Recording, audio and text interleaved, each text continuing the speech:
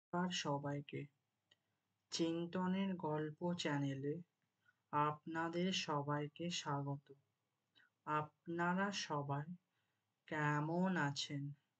আশা করি আপনারা সবাই ভালো আছেন। আজকে আমরা একটি অনুপ্রেরণামূলক ছোট গল্প নিয়ে আলোচনা করতে চলেছি। গল্পের নাম হলো এক মুঠো ভালোবাসা। তো এখন গল্পটি শুরু করা যাক। এক সময় ছিল ছোট্ট একটি গ্রাম। সেখানে থাকতো 12 বছরের এক ছেলে, রাহুল। তার বাবা ছিলেন একজন কাঠমিস্ত্রি, মা ছিলেন একজন গৃহিণী। গরিব হলেও রাহুল সবসময় হাসি খুশি থাকতো। স্কুলে সব সময় সাহায্য করত বন্ধুদের। কেউ পেন ভুলে গেলে তাকে পেন দিত, কেউ কাঁদলে তাকে চুপ করাতো।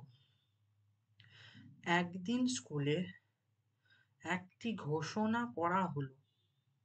সেটি হলো আগামী সপ্তাহে একটি প্রতিযোগিতা হবে। যে সবচেয়ে ভালো কাজ করবে সে পাবে সেরা ছাত্র উপাধি।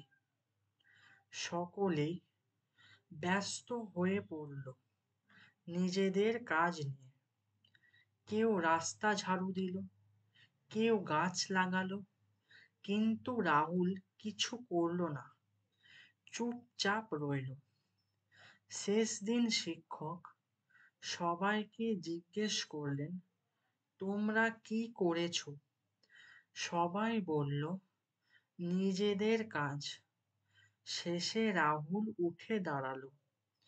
সে বলল, স্যার, আমি কিছু পরিষ্কার করিনি, কিছু লাগাইনি, কিন্তু আমার বন্ধু সুমনের মা অসুস্থ। ও পড়তে আসতে পারছিল না। সেই কথা ভেবে আমি প্রতিদিন ওর বাড়িতে গিয়ে পড়া বুঝিয়ে দিয়েছি, যাতে ও পিছিয়ে না পড়ে। তখন শিক্ষক কিছুক্ষণ চুপ করে রইলেন। তারপর বললেন, সেরা কাজ তো এটাই। সবার জন্য কিছু করা সহজ, কিন্তু কারো একজনের জন্য নিঃস্বার্থভাবে পাশে দাঁড়ানো সবচেয়ে বড় ভালো কাজ। সেই দিন রাহুল জিতল না শুধু সেরা ছাত্র উপাধি, বরং সবার মনও জিতে নিল। এই ছোট গল্প থেকে আমরা একটি বার্তা পাই।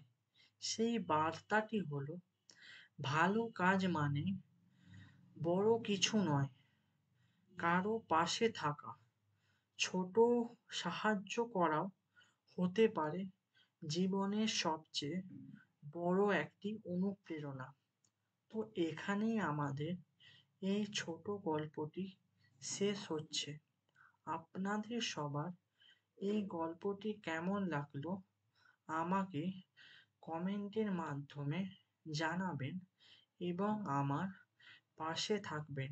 নমস্কার।